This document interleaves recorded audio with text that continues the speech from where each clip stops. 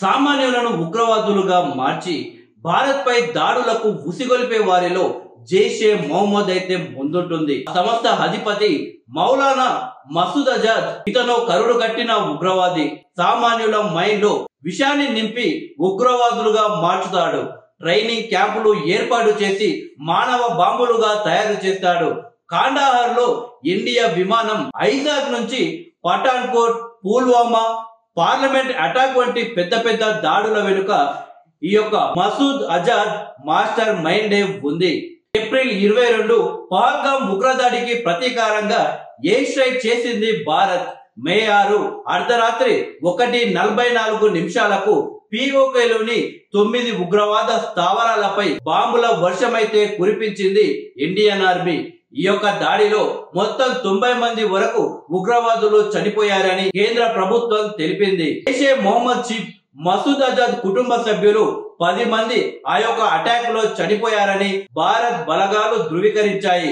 మసూద్ అజాద్ ఒక ప్రకటన విడుదల చేస్తూ మరణించిన వారిలో తన అక్క, ఆమె భార్య, మసూద్ అజాద్ మేనల్లుడు, అతని భార్య, మసూద్ యొక్క మేనకోడలు, అలాగే ఆమె యొక్క 5 పిల్లలు ఉన్నారని తెలిపారు.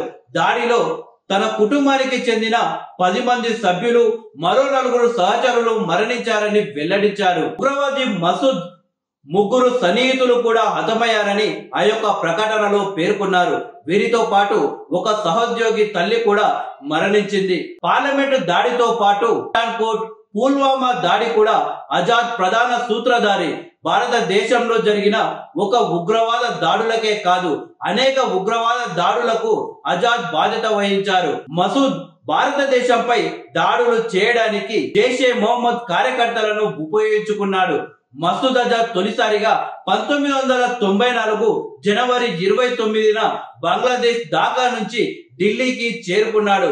ఓ ఫేక్ ఐడెంటిటీ కార్డు ఉపయోగించి 1994లో అజాద్ శ్రీనగర్ లోకి ప్రవేశించాడు.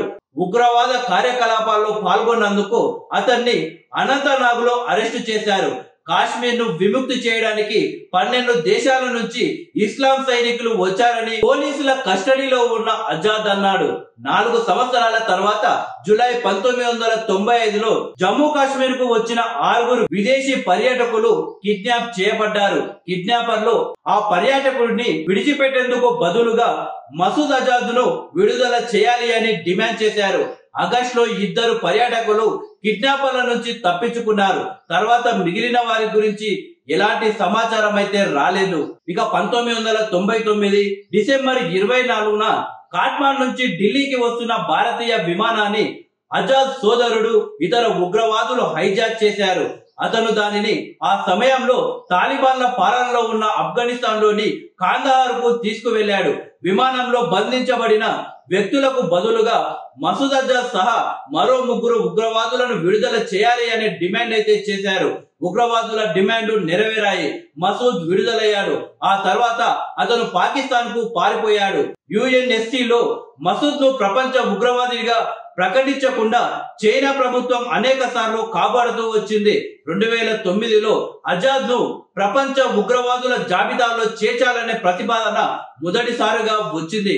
ఆ తర్వాత వరుసగా 4 సార్లు చైనా ఆ ప్రతిపాదనను ఆమోదించడానికి ఆధారాలు లేవని పేర్కొంటూ అనుమతించలేదు. ఇక పహల్గామ్ ఉగ్రదాడికి ప్రతీకారంగా భారత సైన్యం ఆపరేషన్ సింధూర్ పేరుతో పాక్ ఉగ్రవాద స్థావరాలపై దాడి చేసింది. ఈ యొక్క మెరుపు దాడిలో 90 మంది ఉగ్రవాదులు ఇప్పటి వరకు హతమయ్యారు. అయితే భారత్ చేపట్టిన ఈ ఆపరేషన్ సింధూర్ కు ఇజ్రాయెల్ కూడా పూర్తి మద్దతు తెలిపింది. పాకిస్తాన్ లోని ఉగ్రవాద స్థావరాలపై భారత్ దాడి చేసే హక్కు ఉందని Israel ambassador Reuven Azar social media ద్వారా ట్వీట్ చేశారు.